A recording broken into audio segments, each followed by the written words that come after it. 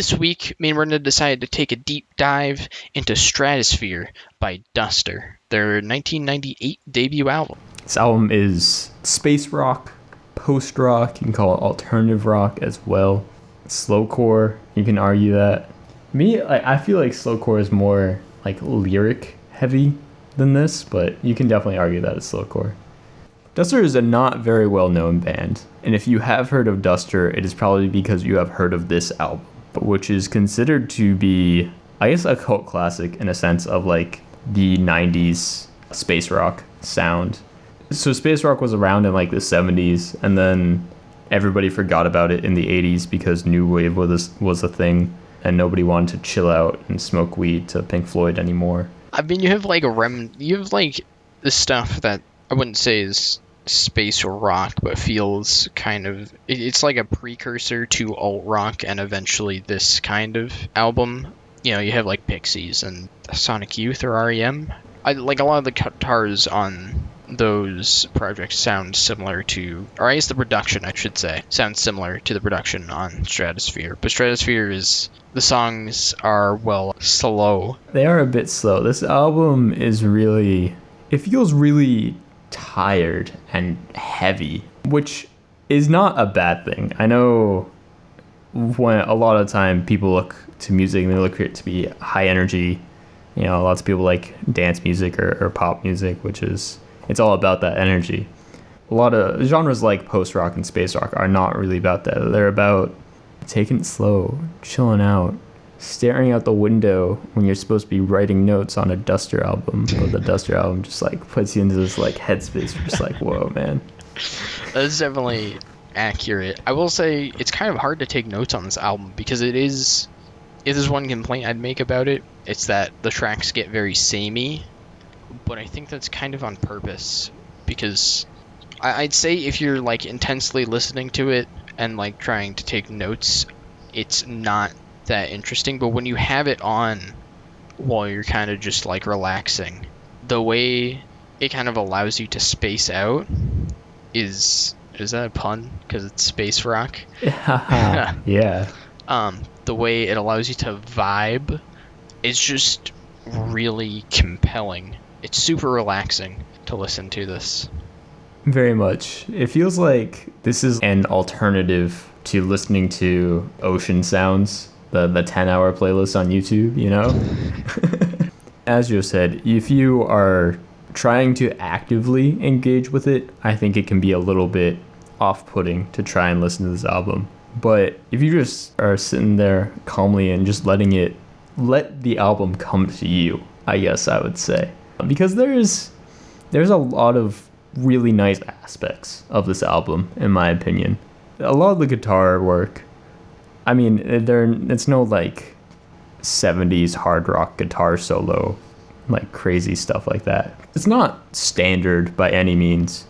And they create some really pretty interesting riffs a lot of the time.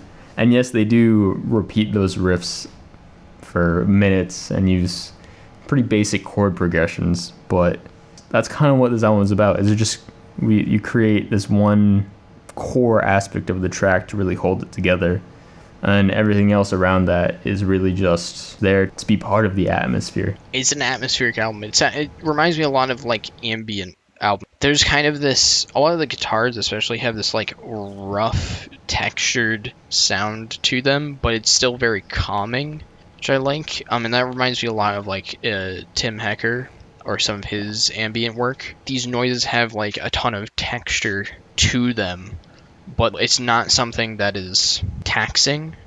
It's just something that's very calm and peaceful to listen to still. You mentioned those the rough sounding guitars. This album is a lo-fi album. Like, they did not use high quality equipment to record this album. And I think part of that was just by the nature of them not being rich and not having like the financial backing.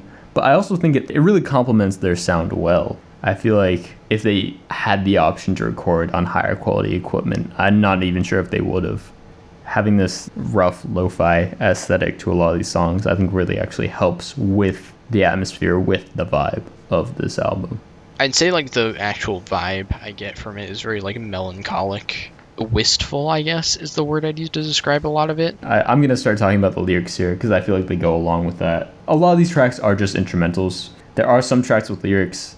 The lyrics aren't really the main focus of the track. I'd say pretty much every single time. The only track I think you could really argue that the lyrics are the focus are maybe Read to Hillsborough or the Twins' Romantica.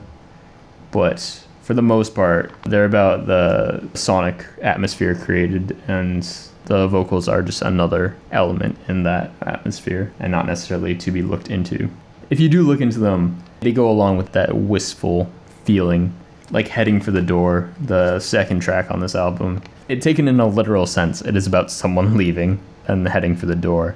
There isn't really a concept to this album. There's a lot of songs that are space themed in some way to go along with the Stratosphere title. There's songs like Constellations or Earth Moon Transit or Docking the Pod and the Landing. There's no story about someone going to space or anything like that. I want to mention the vocals. Their lead vocalist, I'm not actually sure who their lead vocalist is, but their lead vocalist reminds me of Phil Elverum from The Microphones in Mount Erie. Duster's lead vocalist reminds me a lot of Phil's vocals, and that I think works really well for this album.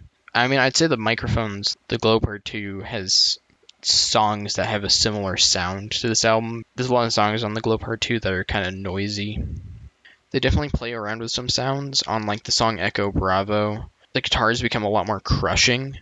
I'd say it becomes a lot more reminiscent of stoner metal, something like Sleep, with how crushing.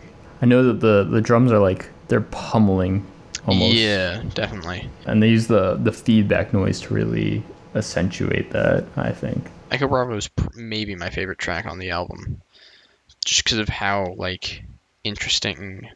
Because like it's everything on it feels crushing and like overwhelming, but it still has a calm vibe to it because of how everything's composed. And I think it's really interesting. I think it's almost like the only song where they really do that. This album has like a general vibe, but each song in a sense has its own sort of vibe. Echo Bravo is certainly one of the more heavier, crushing ones. The only one that really comes close, in my opinion, is Earth Moon Transit. But even then, it's much more airy than Echo Bravo. Personal other highlights and just how the instrumentation manages to create specific feelings. The Landing, for me, the Landing has this sense of stillness and anticipation on it, which I think is really cool. Shadows of Planes, it's about looking up at planes and like the sky. I think it really captures that feeling of like lying down on like a hill on like a summer day and just like watching the planes fly by in the sky. And then the song Stratosphere, which I think is this 7-minute long climax to this album almost. It's just such a good song. It has such a great atmosphere to it, and it has this beautiful composition and progression to the track that I just really, really enjoy that track. Stratosphere is probably my personal favorite song off the album. I'd say this album does a really good job of being like all-encompassing. It kind of just surrounds you with its sound. And you do have like some more, I'd say, poppy tracks, I guess. Like Heading for the Door. It's the second song of the album, but Moon Age is more of an intro. And then also Read to Hillsborough. I guess I'd call them more accessible tracks. I think they do a really great job of kind of being catchy but still encompassing the like calm vibe. Definitely, especially with like Read to Hillsborough coming right after Stratosphere. Stratosphere just, it puts you in space, and Read to Hillsborough brings you right back down to earth. It's really cool. Read to Hillsborough also like another one of my favorite instrumentals on this album. And the lyrics, too, are pretty cool. They're about getting high, smoking weed, doing heroin, you know, fun stuff. Fun times. We don't condone drugs here at the Bop Stop. Yeah, I think pretty much all the songs on this album are very good. Yeah, like I don't know, there's nothing that I think is like a weak link on this album. And I think it's because it feels like it was made to be an album, not just like listen to like a single or two. Definitely an album experience. Not that these songs can't work outside the album context, but I think they fit much better inside the album context. This album's a vibe. This album's such a vibe. I would highly recommend it. It's very relaxing. And it's even unique in like the sense of, I'd say, post rock and space rock, because other post rock albums like Godspeed You Black Emperor, they're much more focused on composition, and they do create their own atmospheres. But I think Stratosphere, it does it in a different sense, and the atmospheres it creates are a lot more connected to like emotions and feelings, which I think is really interesting. And it's one of the things I really love about this album. I'm like at a 9 to a 9.5, although I'm probably leaning towards 9 on this album. Yeah, I think this album does like a fantastic job of just, it puts you in a mood. You can like space out to it really well. I think if you feel like homesick or like really melancholic, it's great to put on. I just think it's a really well put together album. I will say that like my biggest complaint is it's very samey in a way that I think some other like ambient albums maybe aren't. But I still think it's a really great project. And I think it's absolutely worth checking out. This is like an 8.5 to a 9 for me. Hey, please like and subscribe if you enjoyed this video. We got more deep dive into the archive if you want to go watch that. We got Album Swap, cool little series.